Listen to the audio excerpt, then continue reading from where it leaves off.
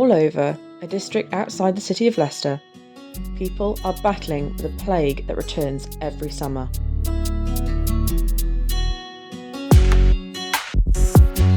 I think in these sort of situations it's important to document what's happening.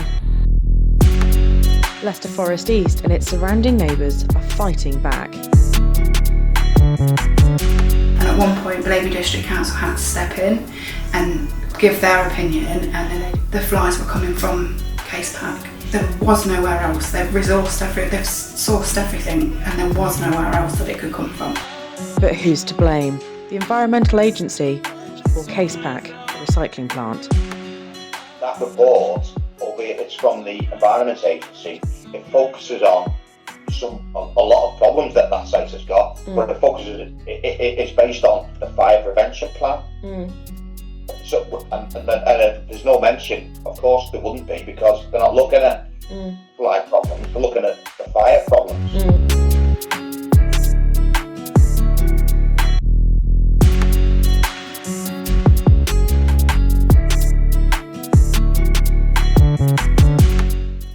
In Leicester Forest East, the village has been upended by an unexpected plague that has tormented residents for over 5 years. Tom Jackson is a young filmmaker who lives with his family in Leicester Forest East. He wanted to talk to us about his experience living with the flies. So the fly situation in Leicester Forest East has been progressively worse over the last 5 years.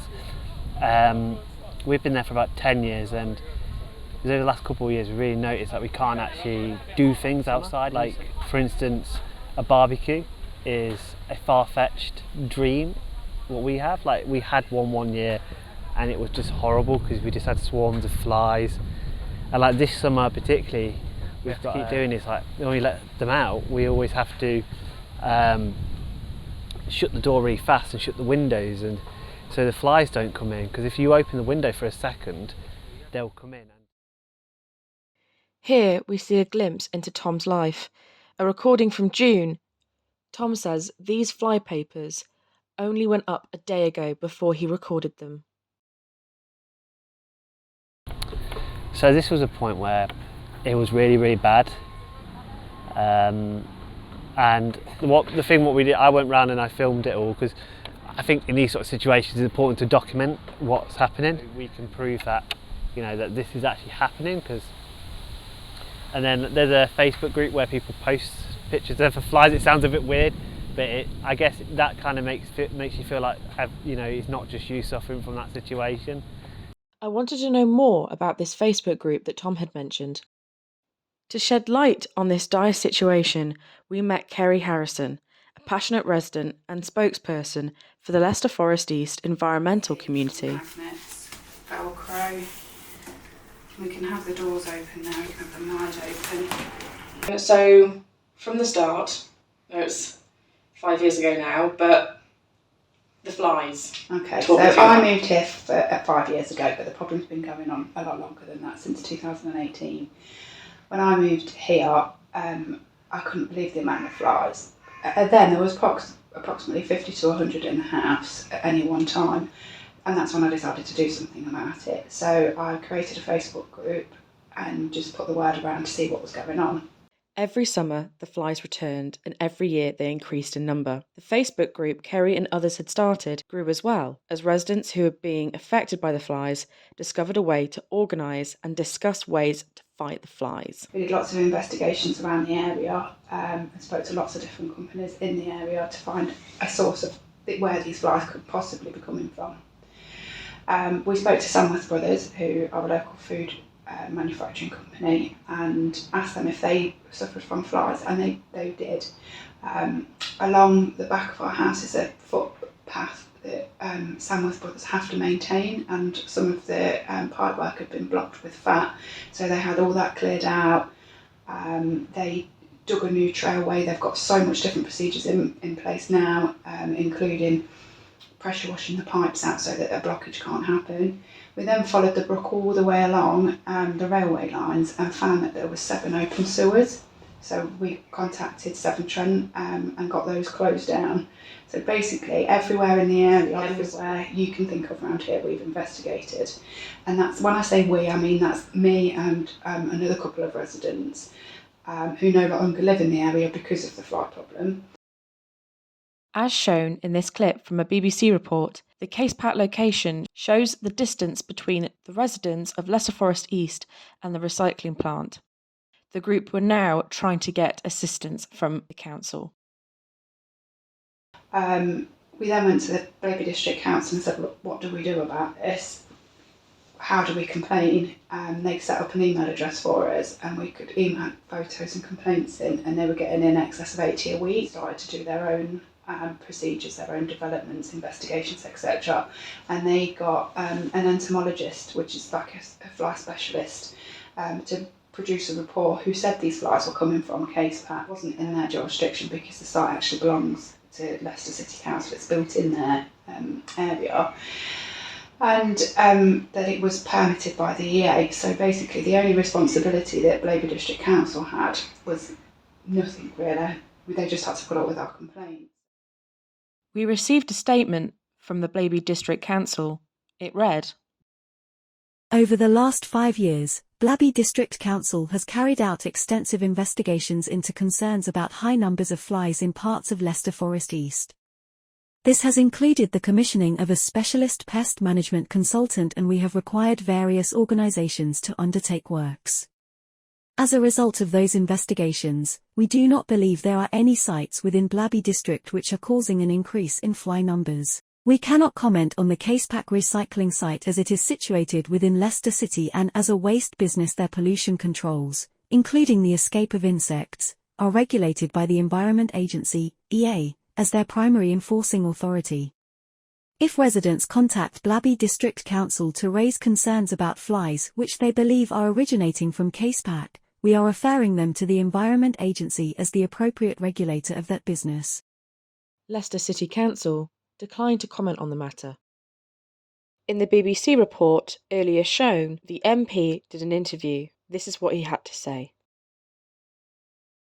Been in touch with the Environment Agency.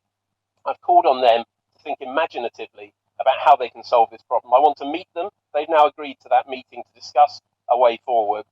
Alongside that, I want to see more active monitoring of the sites that may be the cause of this, to get to the root cause and see if we can find a way forward. What residents want is closure on this issue, not closed windows. After going to the BBC with their findings, finally a meeting between the councils, residents, Casepat and the local MP, Edward Argar, was had. A report was commissioned by the EA. Just lots of things, I hope. The 16-page report exposed a lot of issues the company was having, but also their procedures of testing. The heat from the bales of rubbish were unable to be tested due to a flat battery, and they had been storing rubbish for over the allocated time by the EA. Over and over again, they were not compliant with the EA's guidelines.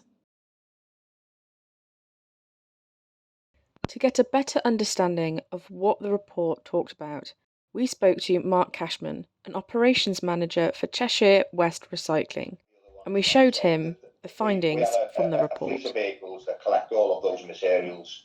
The garden waste goes to a specific site accredited by the Environment Agency. It's not run by us. The domestic waste. So we will then process it there. And all of those things are done under the permits of the Environment Agency. So, we've got a lot of things that we need to adhere to make sure that we are running a site that is competent. It's not affecting the environment in a negative way, etc., etc.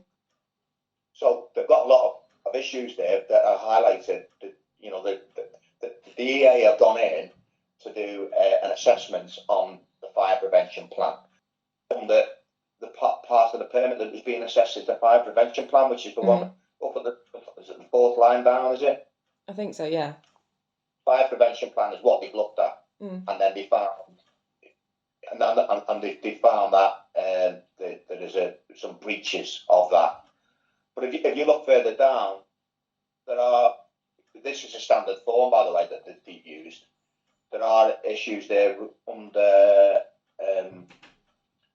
amenities, so odour, noise, dust fibres, litter, pests, birds and scavengers. It's something that they can look at, but this report doesn't refer to that at all. This is looked at the fire prevention plan, and they've got, it looks like they've gone to town on them, and they've found all kinds of problems with them not following their own fire prevention plan. So they've gone in. The EA also gave us a statement for the local area.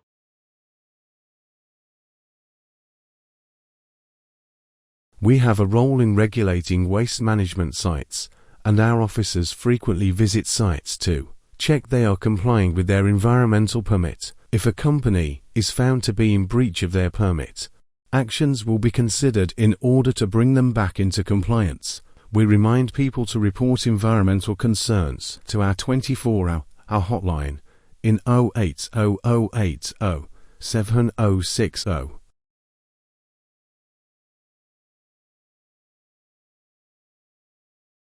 We reached out to CasePack for an interview, but they came back with a statement. And this is what it read.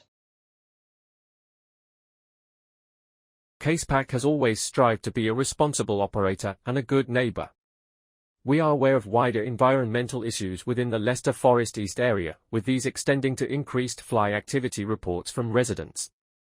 To confirm that our operational and environmental management systems are working effectively at our materials recycling facility, MRF, we constantly liaise with the Environment Agency, EA, and invite them to visit the facility, at any time, day and night. These unannounced inspections are currently ongoing this year, with the regulated officers frequently observing that CasePack is demonstrating compliance with our environmental permit and its contained operating conditions. In addition to our environmental permit, we are also certified to ISO 14001 Environmental Management System. This is an international standard that is audited every year by an external third party. As a responsible operator, we are open to facilitating engagement with local residents to address any concerns that they raise with us or fellow businesses on the Braunston Frith Industrial Estate and attempt to minimize any impact of our activities to the lowest possible levels. The flies are still affecting the community, but the EA, as stated in their statement, are still doing ongoing investigations. And look at the fly problem, or the assumptions that the residents have got that there is a problem with flies and associated issues. They should go in and look at that, and specifically because this report refers just to all the issues we found surrounding the fire prevention plan. Admittedly, some of the things that they found is that they are storing materials for longer than they should do. And you may well be right that is the reason, but it doesn't say that in there. The news story on the BBC is the EA have been in there and I said we're ongoing checking, but they don't state that there is a fly problem. They don't relate to the fact that what the residents are saying is actually happening. They need to go in and do that, something specific to that, which you have look on that first page. They can do that. And it's just been a complete nightmare. So let's just hope that now everybody's involved, it gets better. But it'd be interesting, I think, if we carry on having problems, it'd be interesting to go to the people now that have bought CasePack, which is a company called Economy, and say to them, this is all the steps that's happened, and we're still getting problems. Now, hopefully, CasePack have had, the telling off that they need. They have been fined. I don't think it's enough. I think the residents need compensation. As the battle against the summer plague in Leicester Forest East continues, the community remains resilient, seeking answers and relief. The journey to resolve this ongoing issue is far from over, leaving residents hopeful for a bright, fly-free future.